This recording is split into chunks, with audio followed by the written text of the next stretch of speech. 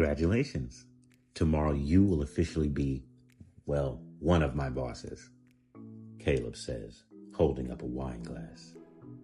I expect to be promoted next, seeing as my new boss is also my best friend, Caleb continues. He and Rose share a laugh. So, Rose, you still won't take me up on that offer?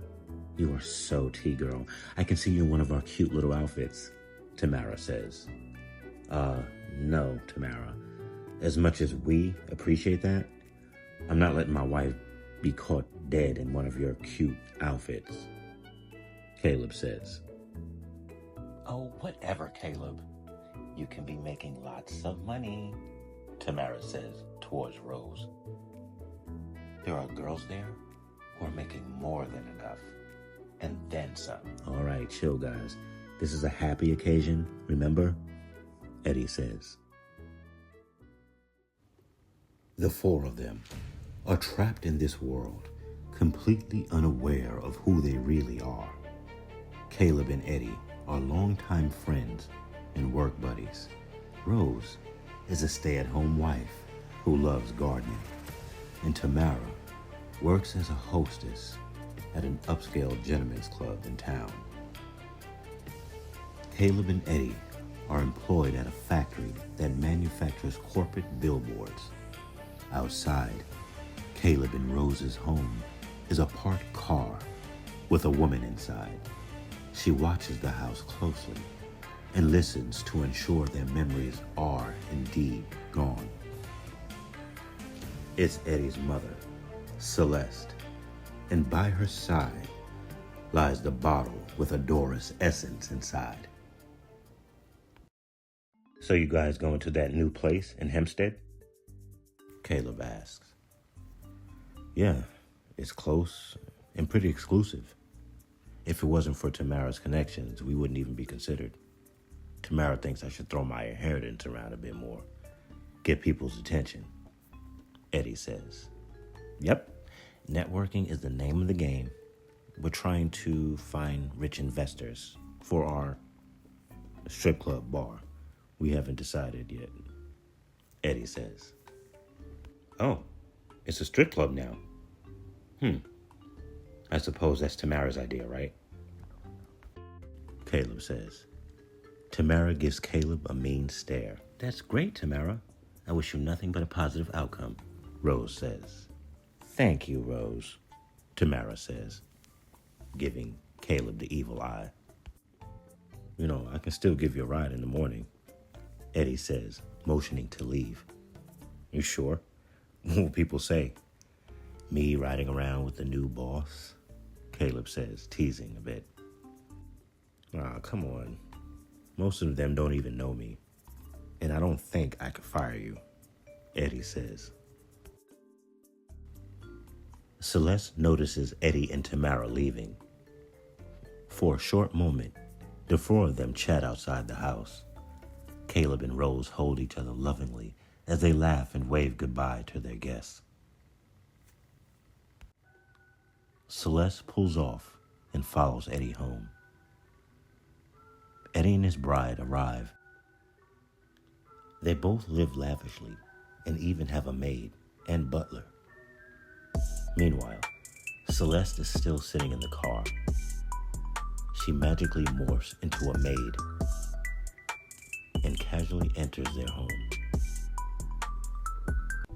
Hello, Celeste. We'll be having a late dinner tonight. We're going out to celebrate. However, check with Mrs. Owala. She might want a snack before we go, Eddy says, snobbishly.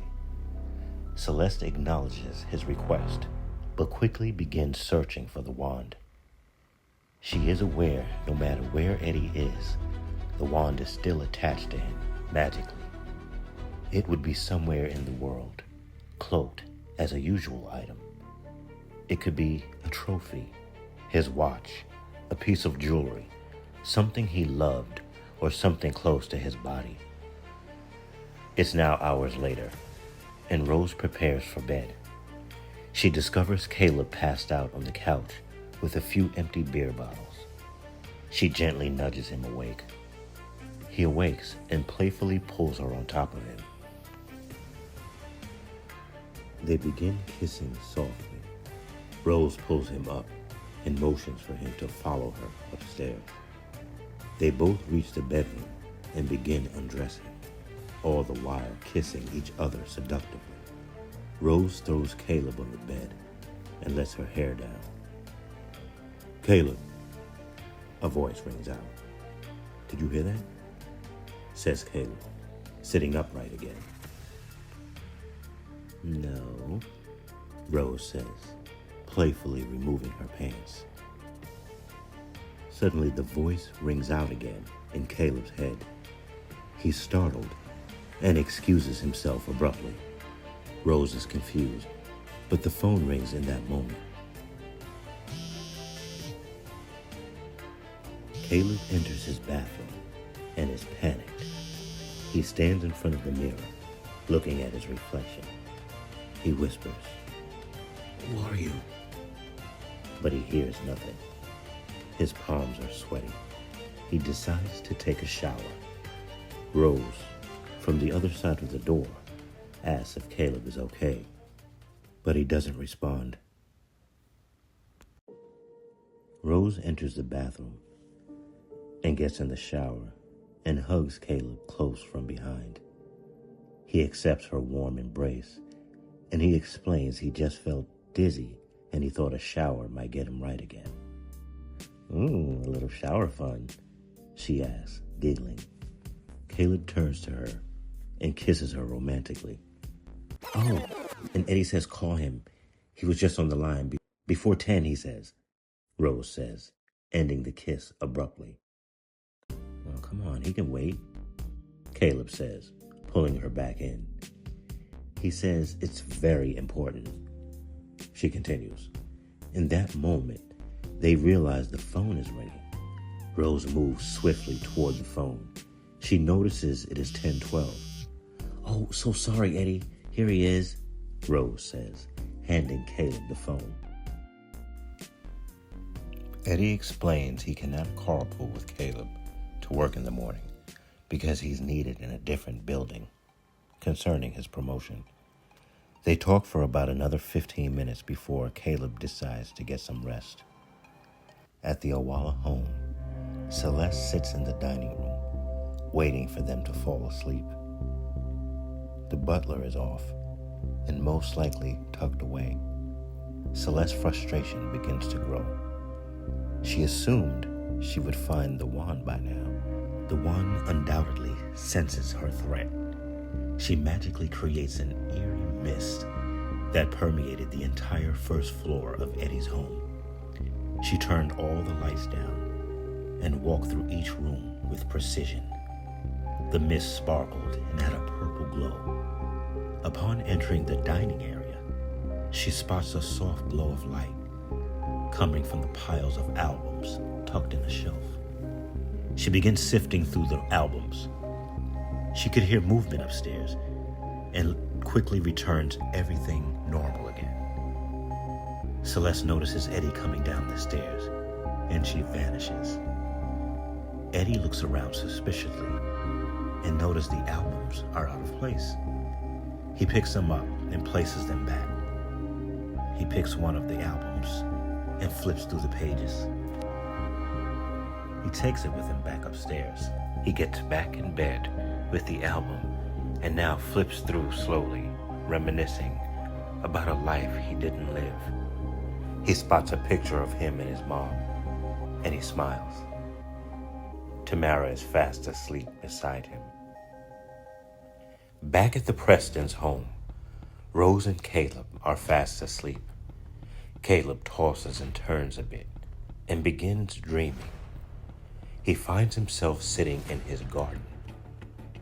Birds chirp in the distance, and a consistent breeze sweeps through the garden. A transparent image of Soren appears, and the dream landscape changes. "I've been trying to reach you," says Soren. "Your energy feels different. It's like really faint. Where are you?" says Soren. "Who?" says Caleb. interrupted by the fact Soren feels very familiar. Who are you? Caleb laughs, nervously. Caleb, it's me, Soren. Where are we? He says, looking around. I don't understand, says Caleb.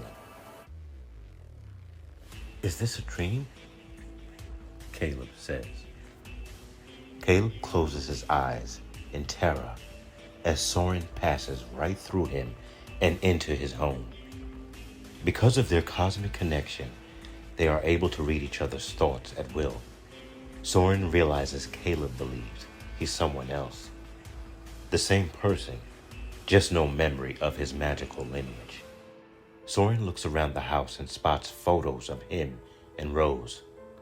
And Caleb, despite his fear and believing this is a dream, follows Soren. You've really built a life for yourself here, huh? Soren says. And you and Rose? Wow, Soren says, poking fun a little. How do you know Rose? Caleb says. I get it.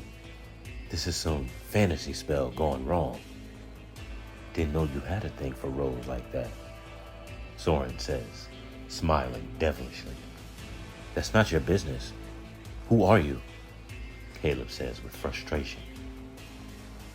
Well, you're kind of the other half of a cosmic duo that's tasked with saving, well, the universe from various threats.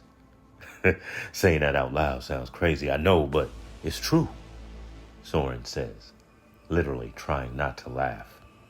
Caleb looks at him intently and begins laughing. They both begin laughing hysterically for a second, but Soren glides in closer to Caleb and points to the amulet that has just appeared around his neck, and in a flash of gold light, Caleb jumps back, realizing the light is emanating from him. Wait a minute. Something's happening. I can't hold the connection. Caleb, it's up to you.